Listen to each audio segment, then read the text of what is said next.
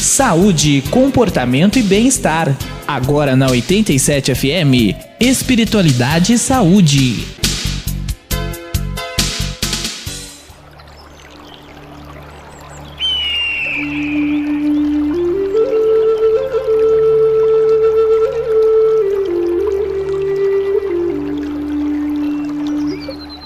Olá, ouvintes, muito bom dia a todos, sejam todos muito bem-vindos ao programa Espiritualidade e Saúde.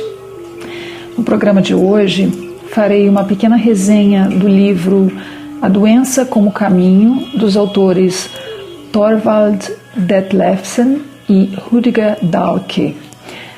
Os autores são alemães, o Thorvald, ele infelizmente já faleceu. Ele era psicólogo, psicoterapeuta e estudioso do esoterismo, e o Rüdiger é médico, pós-graduado em medicina naturalista e psicoterapeuta. Ele dirige e ministra seminários sobre o significado da medicina e ainda dá cursos, de jejum e meditação. Bem, o livro ele vai se dividir em duas partes, Mas antes de falar dessas partes, eu gostaria de ler para vocês o subtítulo do livro, que diz: Uma visão nova da cura como ponto de mutação em que um mal se deixa transformar em bem. Então, nessas duas partes, na primeira parte ele fala das condições prévias para a compreensão da doença e da cura, Ele faz uma abordagem à filosofia da doença e afirma, que essa primeira parte, ela deve ser lida de uma maneira bastante cuidadosa, que vai definir bastante aí todos esses pormenores relativos a quando se chega a um estado de doença, manifestado com sintomas, Então ele diz que é bom que se leia com muito cuidado e que, de preferência, até mais de uma vez, para se ter completa noção do que está sendo lido, para poder passar para a segunda parte, que no caso fala da interpretação e significado dos sintomas das doenças. Nessa segunda parte eles vão relatar os sintomas mais frequentes das doenças e a sua expressão simbólica, e ele ainda analisa e interpreta como forma de manifestação de problemas psíquicos. Nessa primeira parte, logo no prefácio do livro, ele já vai dizer que eles, os dois, vão pontuar que nossa intenção original é propor uma visão nova da doença que possibilite ao leitor descobrir por si mesmo o significado de seus sintomas e assim chegar a se conhecer melhor. Mas antes disso, bem na primeira frase do prefácio, ele já pontuou, Este é um livro que aborrece as pessoas, pois destrói o álibi para seus problemas não resolvidos, a doença. Propomos-nos a mostrar que o doente não é uma vítima inocente de alguma imperfeição da natureza, mas que é, de fato, o autor da sua doença. Ele vai relatar em todas as partes o que leva as pessoas a ficarem doentes e todo esse processo da doença se formar em si.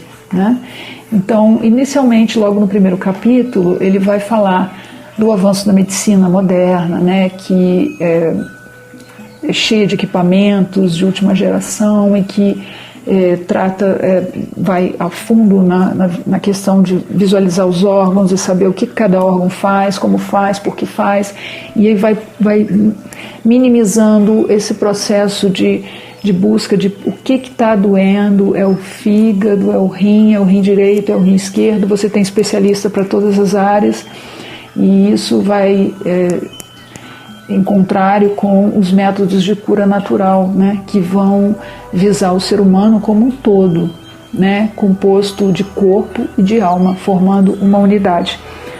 Eles, na verdade, na medicina moderna, eles vão visualizar o corpo só, esquece bastante da pessoa em si, Mas o que eles dizem eles botam em contrapartida essas duas partes, que acabam.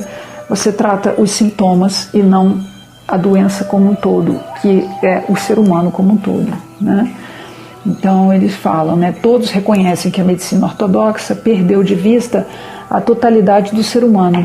A grande especialização e a análise dos conceitos básicos de pesquisa tiveram como resultado inevitável um maior conhecimento dos detalhes, mas simultaneamente perdeu de vista a totalidade do ser humano, né? Que é isso que a gente pontuou aqui. Infelizmente é isso que fica registrado quando a gente vê na medicina moderna os avanços, né? Eles esquecem um pouco dessa parte do todo e visualizam só aquele ponto em que o sintoma se mostrou, né? Então eles falam mais à frente um pouco que é preciso desviar o nosso olhar do sintoma e examinar tudo com mais profundidade a fim de compreendermos para o que o sintoma está apontando, né?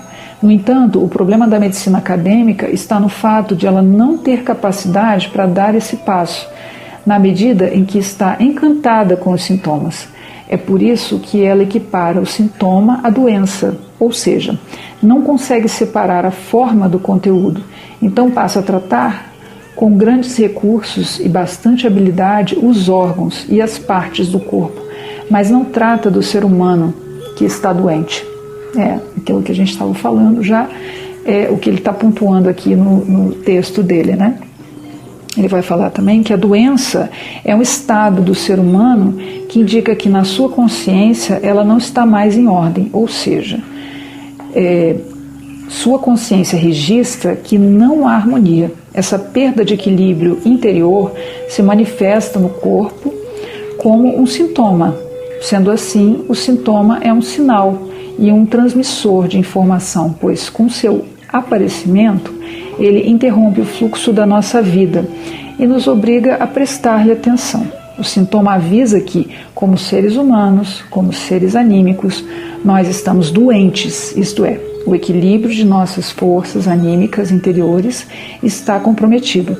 O sintoma nos informa que está faltando alguma coisa. Quer dizer, o sintoma é um alerta, o sintoma como dizem, né, é a ponta do iceberg, é aquilo que está sendo mostrado ali, é o que saiu, né, o que está visível para qualquer um, inclusive para a própria pessoa, né? Mas é preciso que se busque, se vá a fundo, se veja o todo, para que se entenda o iniciar dessa doença, de onde ela foi gerada, por que ela foi gerada, né? Então eles colocam em alguma parte isso, né? O ser humano se ocupa mais com aquilo que ele não quer. Ao fazê-lo, ele se aproxima tanto do princípio rejeitado que acaba por vivê-lo. Ele vai vivendo essa parte do que ele rejeita e isso traz, vamos dizer, mais poder para aquela situação, né?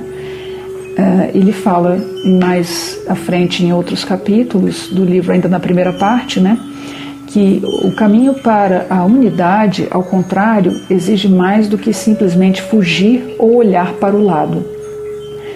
Exige que nos tornemos mais conscientes da polaridade que existe em todas as coisas, sem ter medo de passar pelos conflitos inerentes à natureza humana.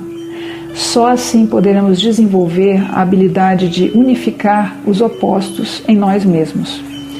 O desafio não é redimir-nos evitando os conflitos, mas permitindo-nos as vivências. Portanto, é necessário estar sempre questionando nosso sistema de valores fossilizados e reconhecer que o segredo do mal está, em última análise, no fato de que ele, na verdade, nem sequer existe.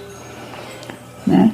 E eles ainda continuam um pouco mais à frente, né? Olhar para as coisas é a grande fórmula mágica do caminho para o autoconhecimento. O mero fato de observar modifica a qualidade daquilo que está sendo observado, pois esse ato traz luz, ou seja, consciência à escuridão. Os homens vivem desejando mudar tudo e não compreendem que a única coisa que se exige deles é a capacidade de observação. O mais elevado objetivo dos homens, quer lhe demos o nome de sabedoria ou iluminação, está na capacidade de poder observar tudo e de poder conhecer que é bom do jeito que está. Esse é o verdadeiro autoconhecimento. Enquanto algo perturbar o homem e ele considerar que isso tem de ser alterado, ainda não atingiu o autoconhecimento. Ele fala também dessa parte de que quando temos essa busca e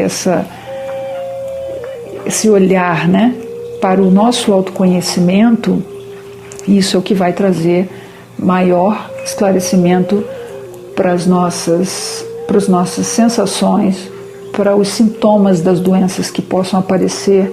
A gente vai compreender melhor se a gente buscar esse autoconhecimento, se a gente observar a nós mesmos, né?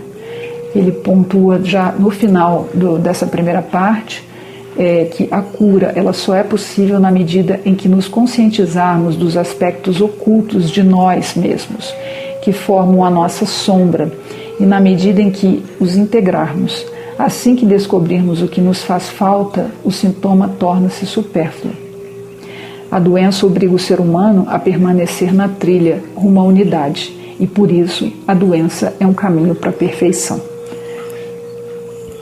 Ele vai, aí na segunda parte, ele já vai falar da interpretação e significado dos sintomas das doenças, né? E vai trazer vários tipos de sintomas, né? Perturbações motoras, problemas nas articulações, menstruação, problemas de ouvido, né? Tudo isso ele vai falar pormenorizado e é muito interessante da pesquisa, né? E do conhecimento dessa parte, né?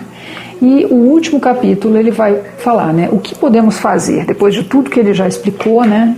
Ele vai pontuar, né, que a doença é a grande oportunidade dos seres humanos. Ela é o seu tesouro mais precioso. A doença é o mestre pessoal e o líder no caminho rumo à cura. Há diversos caminhos possíveis para se atingir esse objetivo, na maioria difíceis e complicados. No entanto, o mais próximo e individual passa muitas vezes despercebido: a doença. Esse caminho está menos sujeito à autoilusão e às ilusões. Talvez por isso mesmo seja tão pouco amado. E assim ele termina esse livro. Eu achei ele bastante interessante, é uma fonte boa de pesquisa e de compreensão do que vivemos, das nossas doenças e de busca do nosso autoconhecimento. Eu espero que todos tenham gostado. Aqui foi mais um programa Espiritualidade e Saúde. Espero poder encontrá-los no próximo programa. Um grande abraço a todos e até lá.